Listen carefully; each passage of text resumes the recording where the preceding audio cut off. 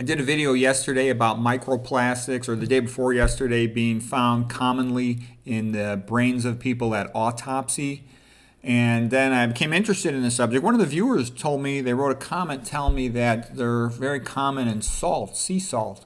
So I started looking that up, and I found that we're exposed to microplastics from the air we breathe. Apparently it's worse indoors than it is outdoor. They actually say in the American Chemical Society it's much worse indoor than outdoor. So it's good to have a HEPA filter in your house. Keep your furnace filters up to date. Good to vacuum your house frequently. They're also common in water, so it's good to have water filters in your house, like a whole house carbon filter and a reverse osmosis filter in the kitchen under the kitchen sink.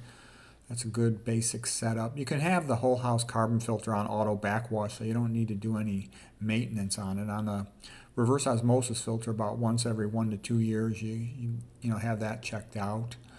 So here's one of the articles. National Geographic's article said that microplastics were found in 90% of table salt. And it might be all of them. It's just a question of how they tested. Here's just a couple papers. Microplastic contamination in commercial salts. And I look at these Italian writers and I'm like, these guys are nice, but they're stupid.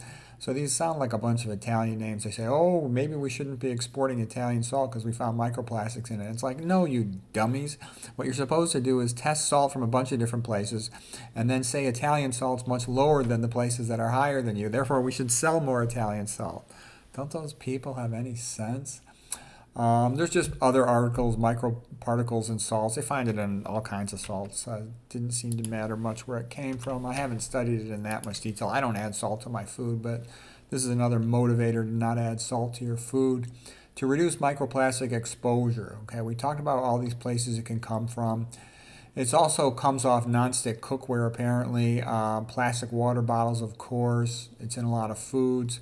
Car tires, as they go down the road, they release little plastic into the air. So it's pretty common in human environments. Inhalation or ingestion of microplastics are associated with decreased fertility for men and women. It's one of the reasons why it's kind of a dangerous game a lot of women play. I know a lot of female doctors, for example, that never get married, never have a child. Is that, you want to get going on your kids sooner rather than later. I actually think, in retrospect, I used to think it was completely stupid to get married young because, you got your whole life ahead of you, you're going to change, and that's going to mess things up. But on the other hand, you get married younger, you're going to have more kids. It's fun having kids. I wish I had had more kids in my life. Also, you have more choice on who you marry. You know the kids in your high school. You know if that girl is nice or crazy and her family and her brothers and sisters are nice or not. You know their family, you know their friends. Okay, but when you meet people as an adult, it can take a long time to figure them out, and they're good at acting. It can be hard to figure them out. Okay, but anyways, getting back to this, microplastics are thought associated with increased risk of cancer, especially intestinal cancer, maybe lung cancer and some other ones, according to some articles I saw. We talked about indoor HEPA filter, vacuum your house, reduce intake of salt, avoid tea bags. They said tea bags are a significant source of plastics. Even though many of the bags look paper, they're often secured with plastic glues.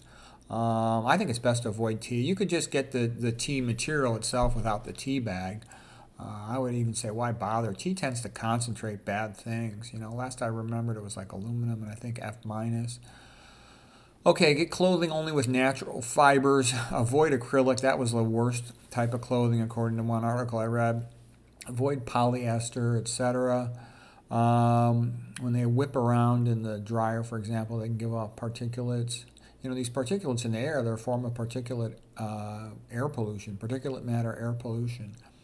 In your house, store water in bottles. Like if you bring bottled water to work, put it in a glass container rather than plastic.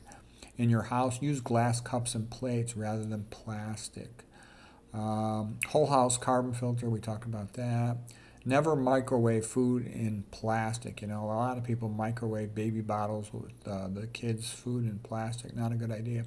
Never eat food off aluminum. That's actually obviously not talking about plastic, but that's a common thing people do, eating food off aluminum containers, aluminum foil, not a smart idea. So anyways, these are some things you can do to reduce exposure. Hope that's helpful.